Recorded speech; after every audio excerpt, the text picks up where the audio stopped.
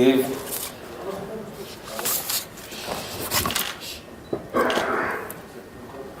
You're going to hear plenty of diplomacy and peace plans, and I actually want to focus domestically and share with you a few insights as a Minister of Education. It's now been almost 2 years running what I believe is Israel's most important asset, and it's the future of our children. And I want to share with you now what I think is the secret behind Israel's success in the startup nation, in the startup world. When you go to a typical Israeli school, it's not extraordinary. It's not unlike any school around the world. And when I try to dig deep and understand what is the secret, Israel has a shadow education system, a second education system. Yes, we have the formal education system where kids come at 8 in the morning and they study math and English and all the various topics. But the unique edge that brings Israel to be what it is the shadow system, and I'll explain. There's an array of informal education, youth groups, preparatory courses before the army, and volunteer corps all around at a very, very big scope. And it's there and in the military where the youth in Israel is exposed to extraordinary responsibility at a very young age. I'll explain. I was a youth instructor as a kid, like tens of thousands of other kids here in Israel, in one of the youth movements called Bnei Akiva. There's Bnei Akiva, there's the Scouts, there's HaShomer HaTzair, there's Noar Oved Velomed. What makes Israel unique here is that kids instruct kids, not adults. There's no adults there. And when I go back in a time machine to when I was in 9th grade, and I'm leading 40 kids on a hike, on a 2-day hike in the mountains, and I'm responsible for their security, for them not being bored, to get them well fed. That's a very big responsibility at a very young age. And it expands the capabilities of a kid dramatically. So rather than being in a closed cloister environment, which is a school, we go out and assume these responsibilities. And the general idea is throw the kid in the water and he'll swim. That might be, if it's to sum it up. And like myself, it's really many of the Israeli youth. There's been a massive trend over the past 20 years to defer the military for a year, and instead of starting your army service at the age of 18, whether you're a boy or a girl, to take 1 year off before military, and then either go and volunteer for a year teaching or working in agriculture in the periphery, or there's preparatory courses that are called mechinot. It's 1 year of actually learning. It's pretty ironic because you spent 18 years learning in school, but it's learning without grades. It's learning for the sake of learning, whether it's religious or non-religious. It started with Orthodox mechinot, preparatory courses, but now it's mushroomed all across Israel. There's many more secular mechinot than Orthodox ones.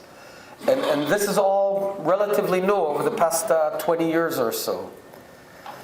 So this shadow system, I think, is one of the unique ingredients that, by the way, can be exported. We're always being asked, okay, so you're the startup nation, but what can we do in this country or that country? My answer is import this system. Have parallel to those 12 years in school, have a plethora of informal programs where kids take huge responsibility. And obviously the second element of the shadow system is the IDF.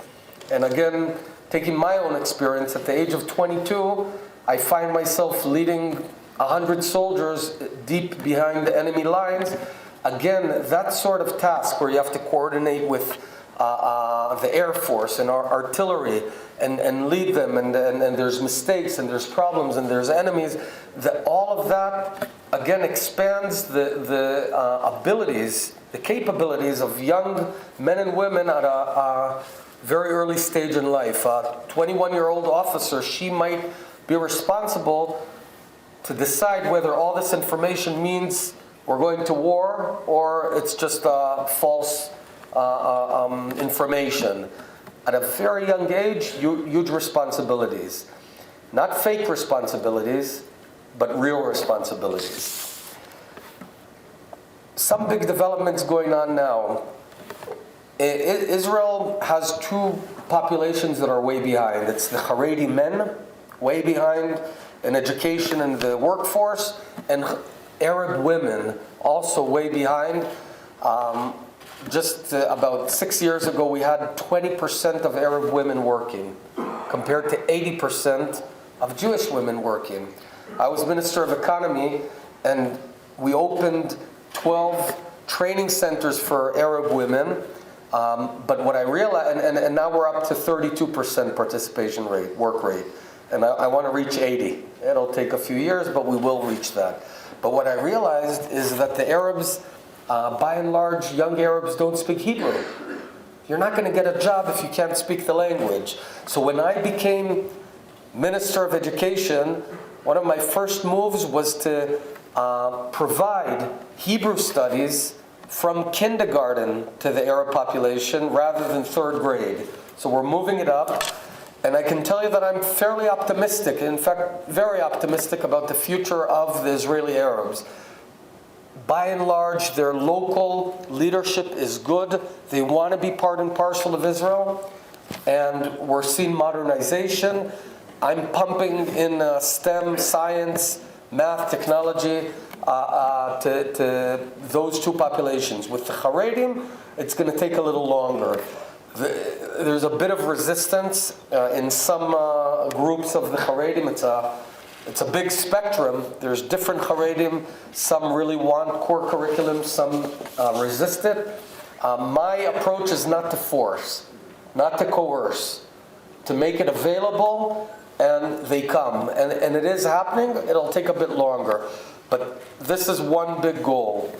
Another big goal, we've had a decade of decline in math and sciences. Pretty unbelievable that in Israel, we've actually had a decline in our math and science results. Just to give you a sense, a decade ago, we had 13,000 graduates a year of the highest quality math test. It's called 5 units. A decade later, it went down to 8,500. Israel's population is growing, but our math and science result declined. I set an objective that within 4 years we're going to double the number of high-quality math graduates and reach 18,000, and it's looking good. We're on track to meeting that objective, but the big news is that the biggest jump is happening in the periphery, in places like Kiryat Shmona, like Beersheba, like Dimona, and like Rahat, the Bedouin village. The underprivileged, they were left behind. And now, I believe that math, science, and English, that triplet is what we need to continue focusing on. And it's, again, I can report it's looking good.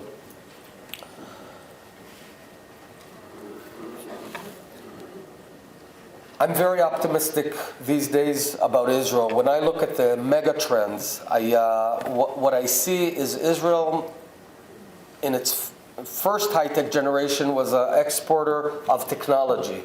Then the second generation of high-tech, we became an exporter of products, then services. Now we can export innovation itself through exporting our education system, our shadow education system. I'm meeting education ministers from all around the world who come to learn, how do you do it? How do you do this?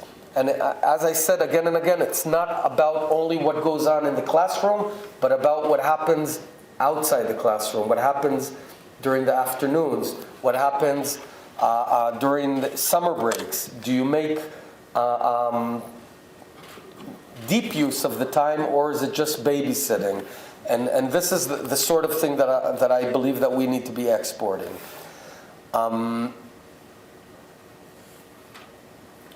Obviously, you also want to hear on the diplomatic sphere. You know, it's no secret that long ago I believed that establishing a third Palestinian state, there are two today, one in Jordan, where there's a 70% majority of Palestinians, and the other in Gaza, where we pulled back to the 67 lines, pulled out the civilians, pulled out the soldiers, handed it over to Abu Mazen, and they have a full-blown state there. It's no secret that I think that establishing a third Palestinian state in the heart of Israel is a profound mistake. And I set forth a plan about 5 years ago. It was dubbed the Bennett plan, where effectively Israel applies its rule on the Israeli-controlled areas in Judea and Samaria, and on the rest of the territory, the Palestinians have self-governance, which is an autonomy. I'm very pleased to see that gradually Prime Minister Netanyahu is adopting this approach. It seems to be. The jury's still out where exactly we are, and I'll be smarter a week or two from now. But I'm happy that both President Obama and Prime Minister Netanyahu are willing to explore new venues. President Trump, Prime Minister Netanyahu and President Trump are willing to explore new ideas, because it's been 24 years of the same thing. You know, I was a high-tech entrepreneur. If someone had come to me and 3 times tried the same thing and failed and been very proud of it, I'd fire him. You got to try new things.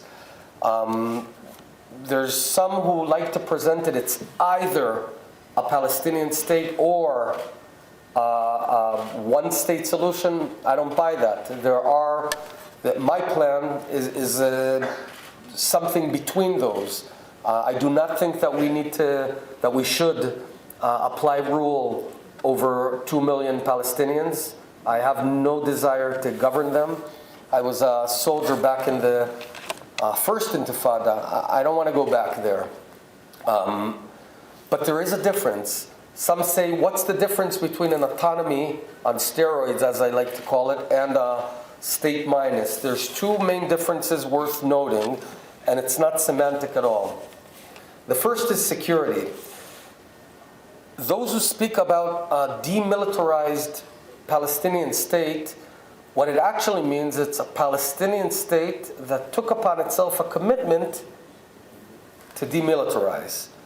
But once it violates the commitment, it remains a state that's in violation of one of its commitments.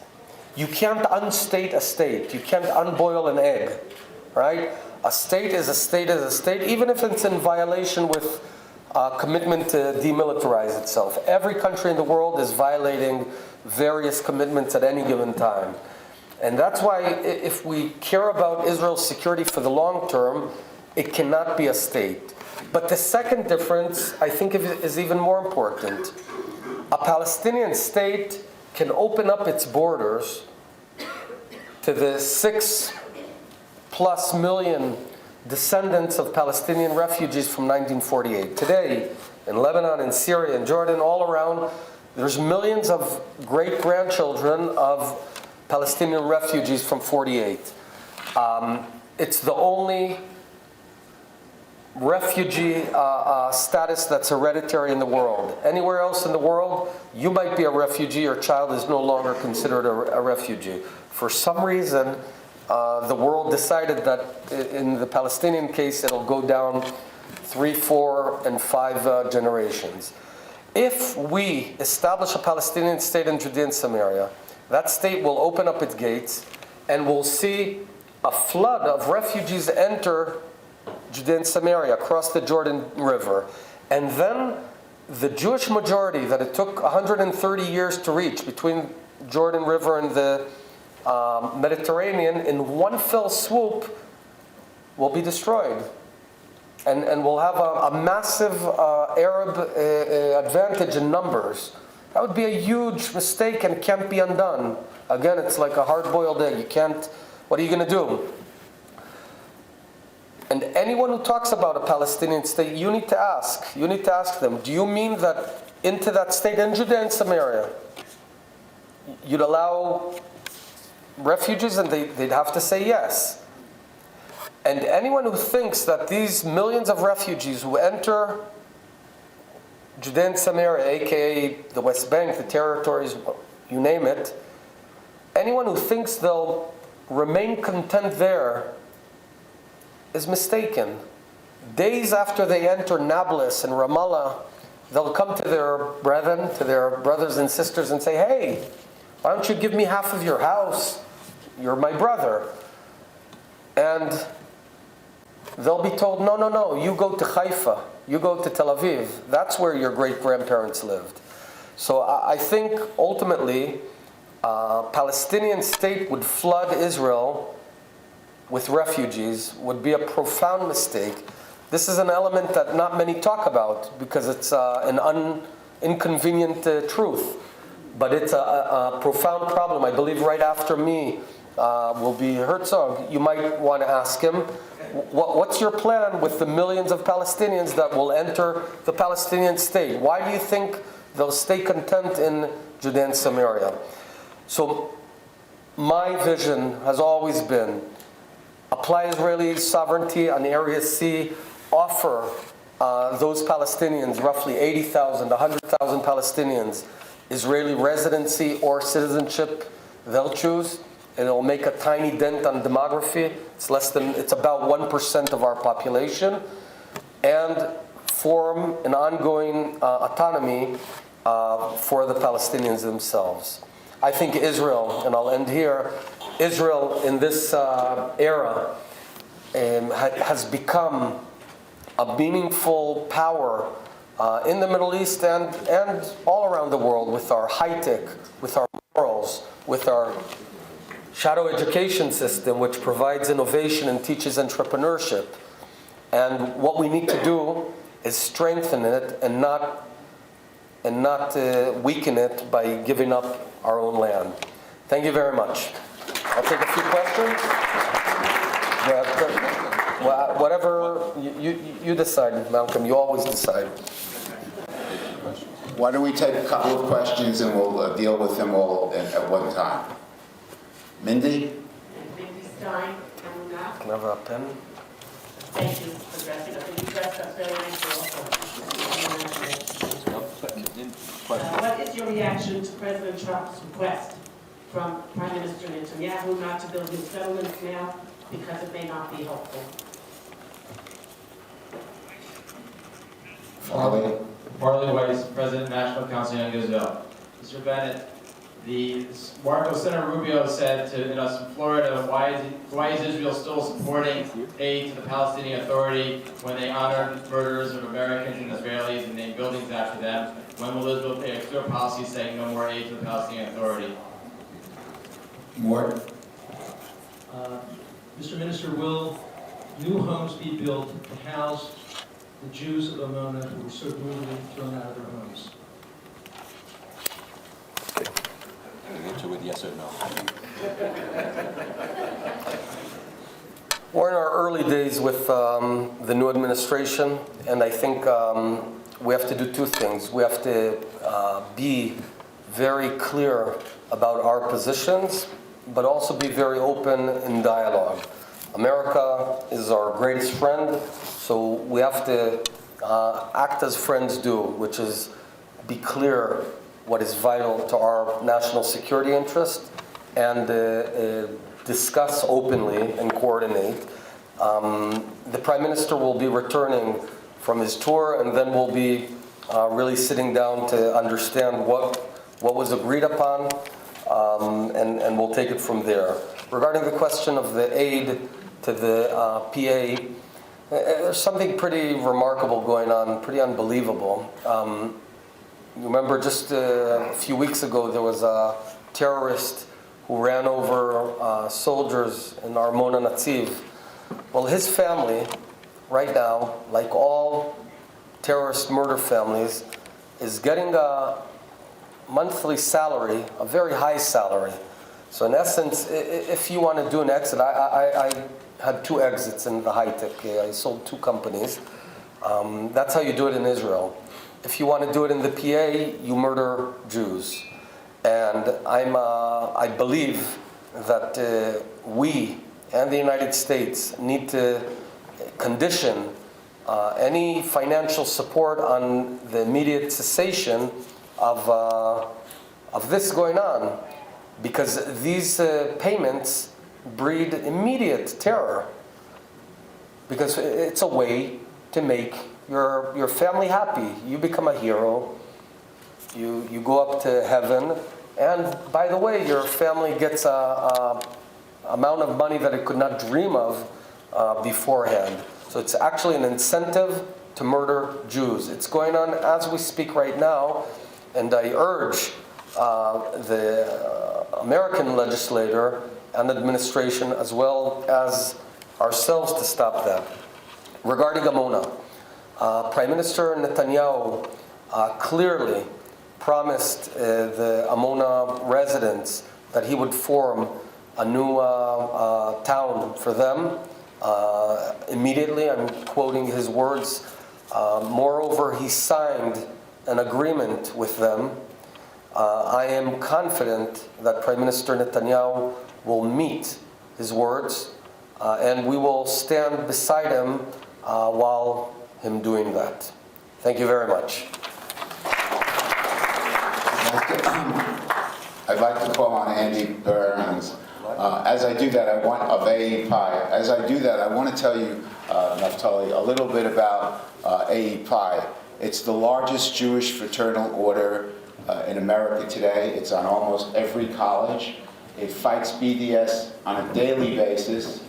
It literally has hundreds of thousands of alumni throughout the country, throughout the United States, and for that matter, the world. It's an extreme pleasure to call on Andy to make the presentation. Thank you, Marty. That was wonderful. Minister, you're so gracious to be with us all the time, and we appreciate that over the last several years that I've been here. You've always been here. Your enthusiasm is infectious, and it shines through. Your sincerity is real, it's true, and it shines through, and we appreciate that. We have a little gift for you, so that you know we did not buy this at the gift shop upstairs. It says, "With gratitude, Conference of Presidents," so it's actually inscribed. And we've conveniently added 6 hours, so you'll always know what time it is in China. Just in case you need to know. Yeah. Thank you Thank you again very much. Thank you very much. Want a picture?